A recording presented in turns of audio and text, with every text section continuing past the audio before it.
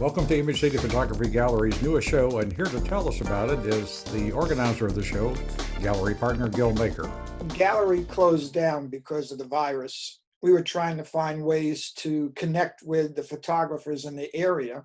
So every week, a new topic would be posted. Photographers would upload their images. At the end of each week, the partners would vote on the top 3 images. But when we opened up the gallery and changed the idea of what the challenge contest should be, we decided that we thought that the photographers who have entered it would have fun seeing their images on the wall. So we put the show together that allowed a photographer to enter any image that they did on any of the challenges. We're pleased to have 6 guest photographers and visiting artists in the show, in addition to the entrants to our weekly photo challenges. We ask our visiting artists and guest photographers to tell us a little about what they'll be showing with us. Recently, I've been getting a lot more into black and white type photography, usually kind of with nature and trying to kind of go a bit more abstract with some of it. So what I'm showing is a lot of black and white photos that are either meant to have some sort of ethereal nature to them, a little bit of an abstract nature, just kind of nature itself as well a little bit. And they bring out a little bit more of a visceral feeling for me anyway. Adam, tell us about the photograph you call Sinking Sun. Took that on the Erie Canal. I want to say it was in the village of Pittsford. The sun was setting just right. It lit up the water in a weird way where it was, because it was setting behind those trees and getting that reflection and the way it ripples in the water. Just that combination I thought was really nice and was able to capture it.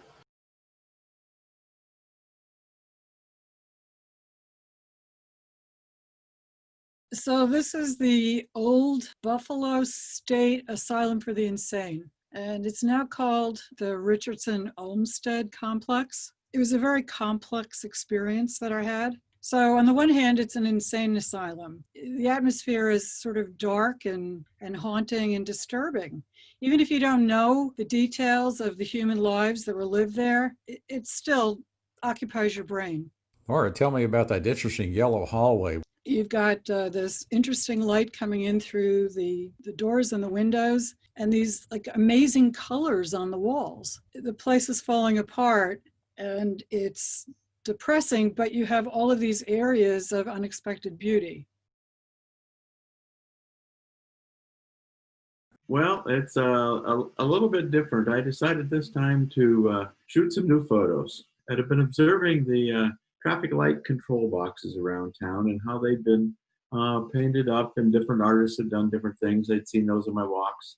So I actually, over the last month, went out and shot around 28 of them.